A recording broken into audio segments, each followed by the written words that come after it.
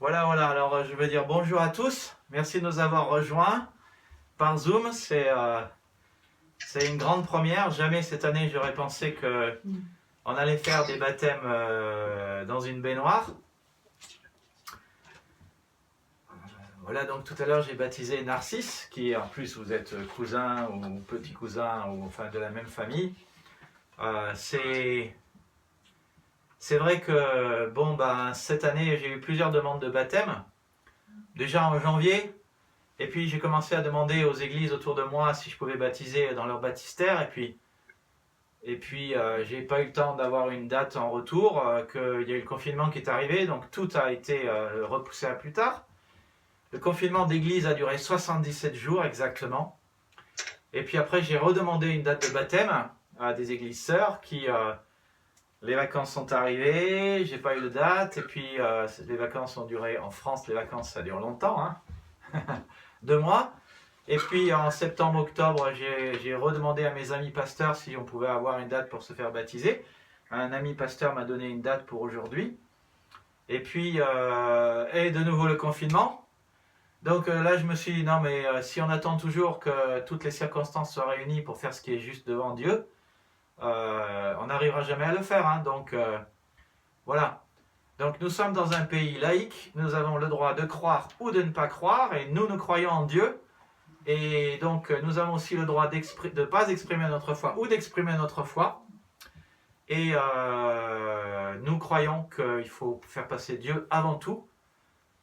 Juste une petite parenthèse, au milieu de cette crise Covid que le monde entier connaît, s'il n'y a qu'une personne qui peut nous sortir de la crise Covid, il s'appelle Dieu, parce que Dieu il est souverain. Et quand les hommes se tournent vers lui, Dieu agit. Mais quand les hommes se détournent de lui, Dieu souvent, c'est ce que la Bible nous dit, hein, il rétribue le péché des hommes et il déverse aussi sa colère sur la terre. Mais Dieu est un Dieu bon et c'est un Dieu qui veut agir dans nos vies. Et je vois Dieu agir dans cette famille et aussi dans la vie de Georgie. Georgie qui est juste à gauche là, qui va prendre ma place d'ici quelques instants. Et donc je suis allé voir Georgie récemment au culte et j'ai dit, écoute Georgie, avec le confinement qui arrive, si encore on doit annuler un baptême, je veux dire on va jamais y arriver. Après je lui dis, mais tu sais, dans la Bible, les baptêmes, et je pense au baptême de l'eunuque éthiopien. Alors concrètement, il y avait qui? Il y avait l'eunuque et il y avait Philippe. Il y avait le baptisé et le baptisant. Donc je lui dis, mais ça te dérange si on fait les choses comme ça? Il me dit, non. Je lui dis, ça te dérange si je te baptise dans ta baignoire? Il me dit, non. Donc on a décidé de le faire quand même. Voilà, alors je connaissais peut-être ce texte dans Acte 8, c'est un texte vraiment super intéressant parce que un ange du Seigneur dit à Philippe, tu vas partir en direction du sud sur la route qui descend de Jérusalem à Gaza. Cette route est déserte. Philippe partit et sur son chemin, un homme se présenta, c'était un eunuque éthiopien, donc un serviteur castré de la reine d'Éthiopie. Il était venu à Jérusalem pour adorer Dieu, sans doute c'était un juif. Il retournait chez lui, assis sur son char, il lisait le livre du prophète Ésaïe. Incroyable coïncidence avec un grand D, coïncidence sans doute voulue par Dieu. Le Saint-Esprit dit à Philippe, va rejoindre ce char.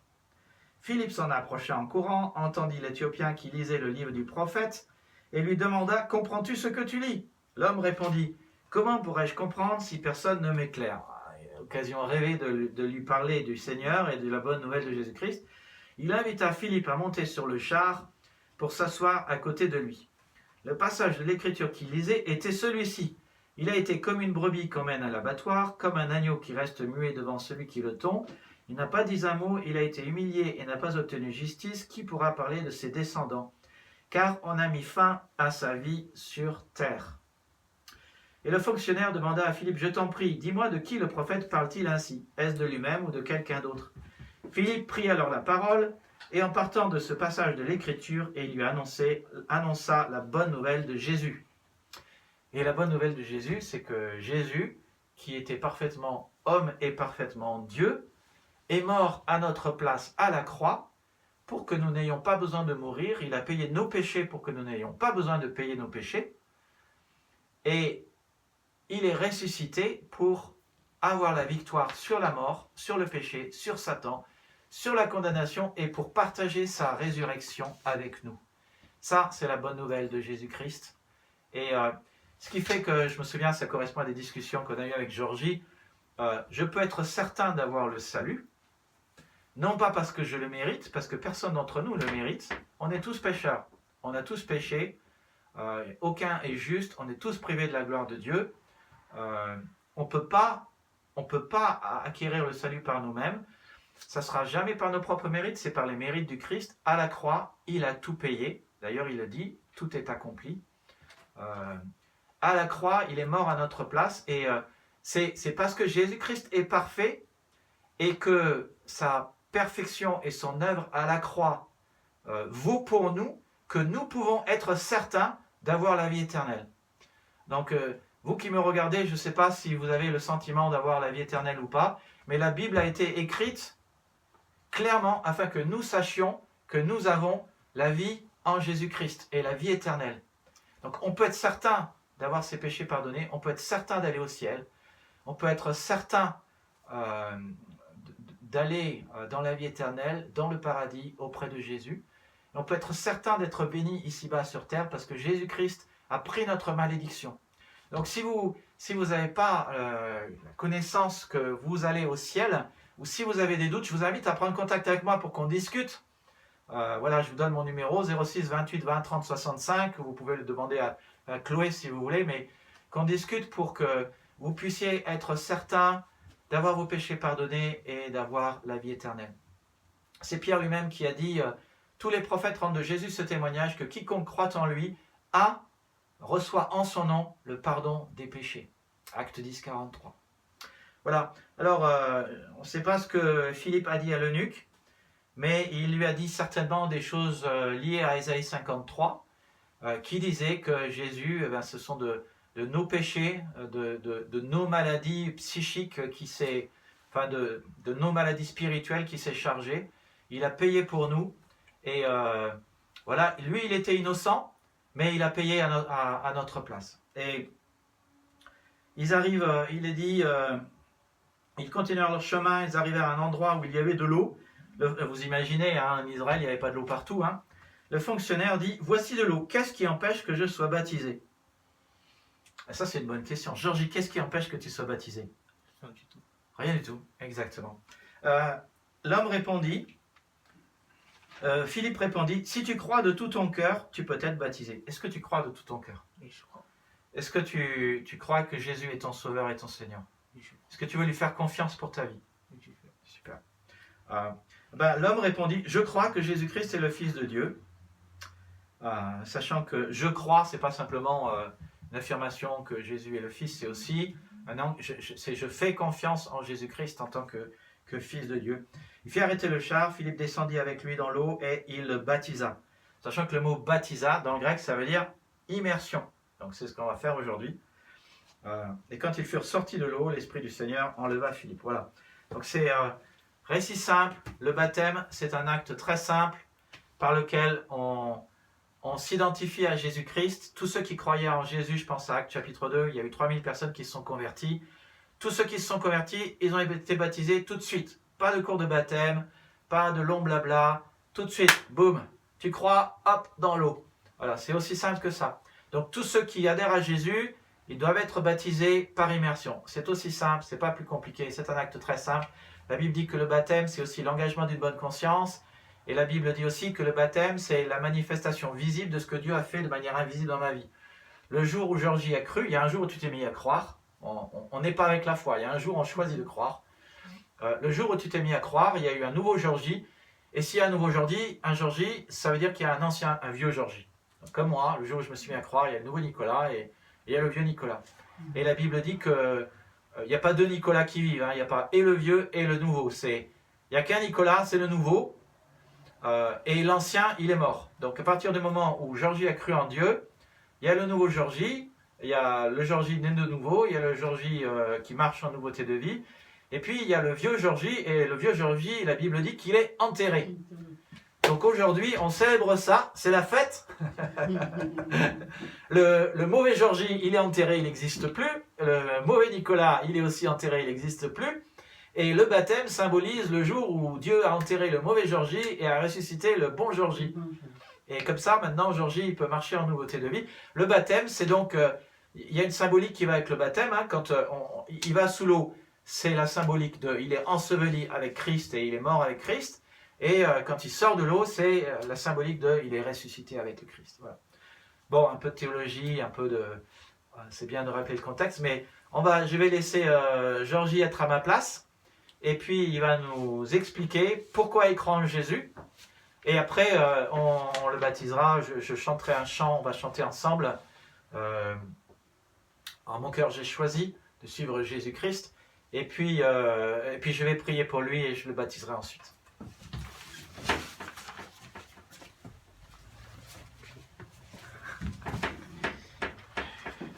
Bonsoir à tous. Je vais vous partager mon témoignage. Alors, premièrement, je suis né dans une famille chrétienne. Mon père et ma mère sont de la confession chrétienne, plus particulièrement protestante. Depuis mon jeune âge, j'ai reçu une éducation allant dans ce sens-là, c'est-à-dire qu'ils m'ont toujours conduit à l'église avec eux jusqu'à ce jour. J'ai grandi dans la confession chrétienne. Depuis mon arrivée à l'église de Torcy, j'ai connu une évolution dans ma relation avec le Christ. En commençant par l'école du dimanche où j'ai appris les fondements de la parole de Dieu. Ensuite, le groupe de jeunes avec qui j'ai pu échanger et continuer mon apprentissage. Et maintenant que j'ai atteint l'âge de la raison, il fallait que je me décide moi-même à travers tout ce que j'ai vu, reçu et vécu, afin que je prenne ma destinée en main et en assumant ma responsabilité. C'est ainsi que j'ai suivi ma sœur à la nouvelle église de Torcy. Ma présence dans cette communauté afin que je sois touché par le Saint-Esprit qui, au moyen de la foi, de me poser la question sur mon engagement. Il fallait que je m'engage totalement en commençant par déjà me faire baptiser et de servir le Seigneur selon sa volonté.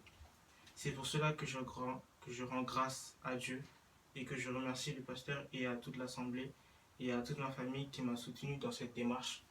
Je suis comblé de joie et je dis merci à tous. Super. Amen. Amen, hein? Amen. Voilà. Et alors, ce qui est super avec Georgie, c'est qu'il est déjà actif dans l'église. Hein, il est l'homme à la sono, il est l'homme à la technique et il fait tout. Le dimanche, il règle le son, et il met la bonne diapo au bon moment, il fait la bonne vidéo au bon moment, il fait tout. Alors, il en fait déjà beaucoup. Mais en fait, Georgie est vraiment déjà à l'image de ce qu'un chrétien devrait être dans une église. Je ne veux pas te faire gonfler les chevilles et te glorifier. Mais la Bible est très claire qu'à partir du moment où on adhère à Jésus, on passe vraiment du statut de spectateur au statut d'acteur. Il y a une différence, on devient un membre, à partir du moment où on adhère à Jésus, on devient un membre de l'Église. On passe du statut de consommateur au statut de contributeur. Et c'est ce qu'il est déjà en fait. Et c'est une leçon pour chacun de nous parce que ce que la Bible nous montre en fait, c'est que l'Église, c'est pas le pasteur, hein, c'est pas l'équipe dirigeante. L'Église, c'est nous tous. C'est nous qui faisons l'Église. Et c'est nous qui faisons une Église qui est dynamique, qui est pertinente, qui tourne bien. C'est chacun de nous qui fait cette Église. Enfin, voilà, bon. Mon message à vous, pasteur, qui souhaite vraiment faire comprendre ce message à chacun, c'est que, voilà, l'Église, en fait, c'est ce que chacun en fait. Alors, je vous propose de chanter « En mon cœur, j'ai choisi ». En mon cœur, j'ai choisi de suivre Jésus-Christ, c'est ce que Georgie a fait. C'est aussi la deuxième strophe dit « Si mes amis s'en vont, qu'importe, j'irai ». Ce qui compte, c'est de marcher pour Dieu. On ne marche pas pour les frères et sœurs en Christ. Georgie, j'espère, il ne m'a pas dit qu'il voulait se faire baptiser pour me faire plaisir. Je ne pense pas.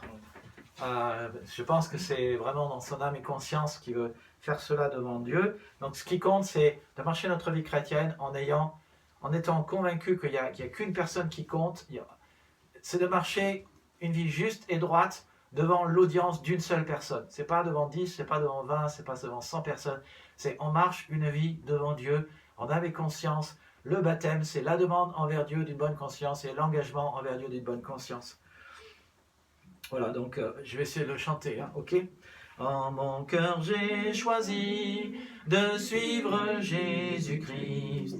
En mon cœur, j'ai choisi de suivre Jésus.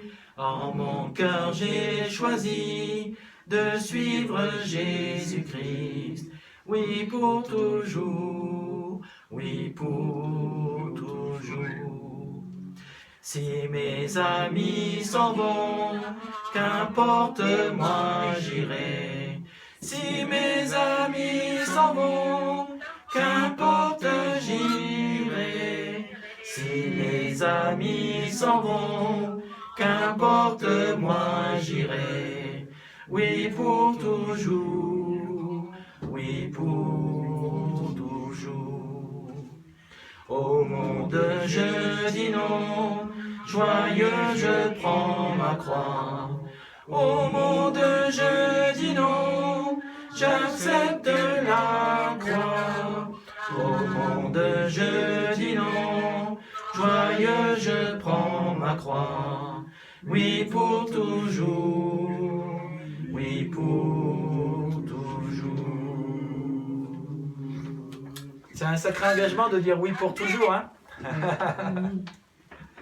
Alors, c'est bien de se rappeler que la bonne nouvelle et la nouvelle alliance, comme Dieu le dit dans Jérémie 31, c'est Dieu, il dit, ils seront mon peuple, je serai leur Dieu, j'écrirai ma loi dans leur cœur, je pardonnerai leurs péchés, je ferai en sorte qu'ils me connaissent.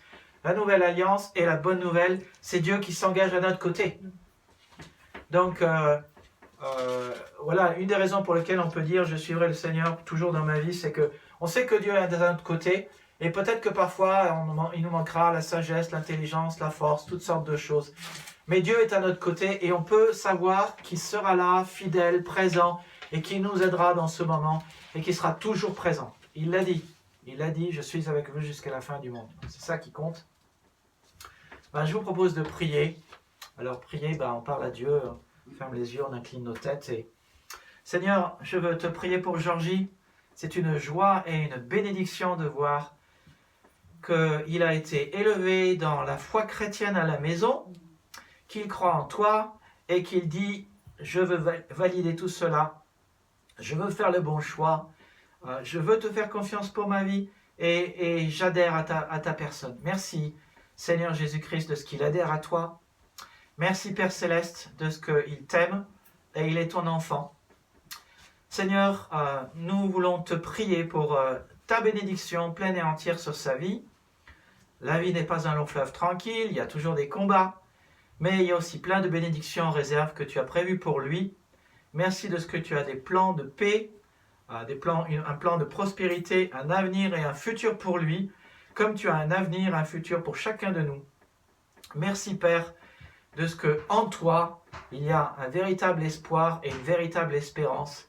Et même si parfois, Seigneur, il y a des tunnels qui sont bouchés, des cul-de-sac qu'on ne sait pas comment aller, je prie que toujours, il puisse apprendre cette leçon et l'expérimenter, que tu es son espérance et que tu ouvres les tunnels et tu ouvres les cul-de-sac et tu fais des miracles. Merci Seigneur, Père, de ce que tu es un grand Dieu, de ce que tu as donné Jésus-Christ à la croix pour que nous puissions être sauvés. Merci Seigneur que ce n'est pas par nos mérites, ce n'est pas par les œuvres afin que personne ne se glorifie, c'est par les mérites de ton Fils, c'est par tes mérites que nous sommes sauvés. Merci Seigneur que nous ne sommes pas parfaits et nous ne le serons jamais ici-bas sur terre, mais que c'est parce que Jésus-Christ est parfaitement homme et parfaitement Dieu, et à cause de l'œuvre de cette œuvre parfaite de la croix, que nous sommes sauvés. Nous te louons pour cela. Je prie Seigneur que ta grâce et ta bénédiction soient sur Georgie, que nous, en tant qu'une nouvelle Église, nous puissions être un formidable encouragement pour lui, maintenant qu'il fait partie de ton Église, qu'il choisit de devenir membre, qu'il choisit d'y contribuer, d'être un contributeur. Seigneur, nous avons besoin de lui et lui, il a besoin de nous et nous avons tous besoin de toi. Et nous te remercions, Seigneur, de ce que tu nous enrôles dans ton Église. Nous sommes tes ouvriers, nous pouvons être des instruments utiles, nous pouvons être satisfaits d'être ces instruments qui te sont utiles et qui peuvent construire ton royaume. Merci de ce qu'il est cela déjà et nous prions, Seigneur, que nous puissions le bénir, nous puissions être là pour lui, que nous puissions aussi le servir et être là pour ses besoins et pour l'encourager et pour l'aimer. Et merci déjà Seigneur pour tout ce qu'il fait et pour tout ce que tu as fait dans sa vie. Et merci Seigneur de ce que tu vas encore faire beaucoup de choses pour lui dans sa vie. Nous te louons Seigneur de ce que tu es un Dieu fidèle, tu es le Dieu de la bonne nouvelle, tu es le Dieu de la nouvelle alliance. Et la nouvelle alliance, c'est toi Seigneur qui agis à nos côtés. Et si nous pouvons être sauvés et si nous pouvons suivre tes commandements, c'est parce que tu nous sauves, tu fais de nous ton peuple et tu écris ta loi dans nos cœurs et tu pardonnes notre péché et tu fais en sorte qu'on te connaisse. Merci Seigneur parce que tu es ce grand Dieu, un Dieu qui fait ce que nous ne pouvions pas faire. Nous ne pouvions pas nous sauver nous-mêmes, Seigneur. Jamais l'homme aurait pu imaginer l'œuvre de la grâce et de la croix.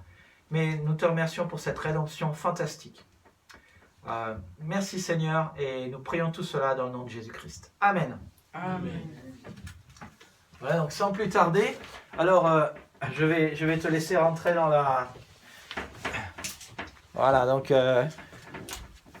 on essaye de faire ce qu'on peut, l'espace est petit. Voilà, sachez que si vous ne voyez pas tout, vous pouvez toujours revoir la vidéo du baptême demain. Je la mettrai sur YouTube sur unenouvelleéglise.fr. Alors, la baignoire est petite. Hein. Alors, je vais d'abord baptiser le tronc et après je baptiserai les genoux parce que les deux je peux pas faire. Ça va aller? Va falloir, hein? Voilà. Donc, est-ce que tu crois que Jésus est ton sauveur? Oui, je crois. Est-ce que tu crois qu'il est ton Seigneur? Oui, je crois. Voilà. Alors, sur ce que tu viens de dire, je te baptise au nom du Père, du Fils et du Saint-Esprit. Voilà. On va mettre tout ça dans l'eau. Hop, voilà, super. Et maintenant les genoux. Voilà. Là, c'est... Bravo!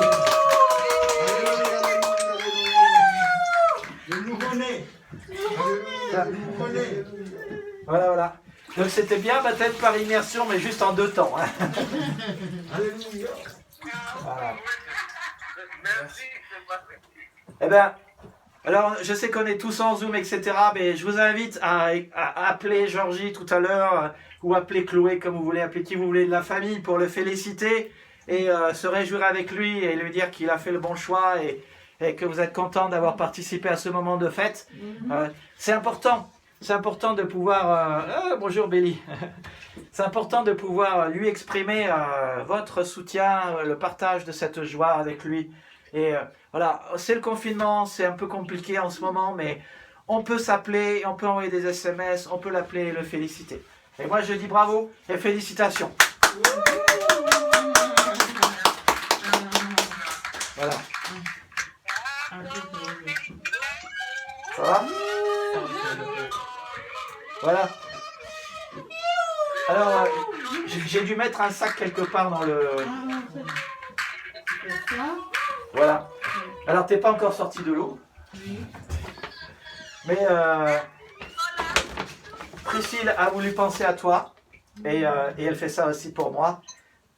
T'es pas allergique? Non. T'es allergique à rien? Non, du tout. Ok. Alors, parfois, on fait des cadeaux, mais on sait que les jeunes, ils aiment bien manger un bon gâteau. Priscille a fait ce petit gâteau pour toi. C'est pour te dire félicitations. Merci beaucoup. Et puis, il y a aussi une petite carte que tu peux lire, qu'elle a écrite aussi pour toi. Merci beaucoup. Voilà. Merci. Voilà, merci d'avoir été parmi nous. Que Dieu vous bénisse.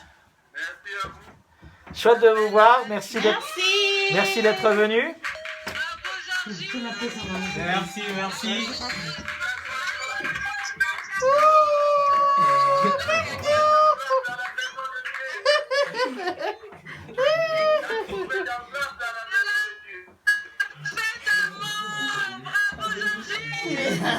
Voilà.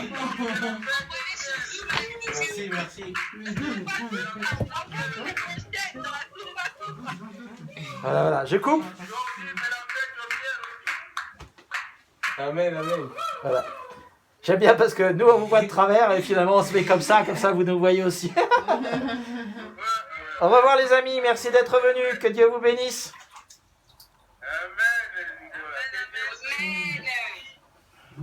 Amen. Et voilà.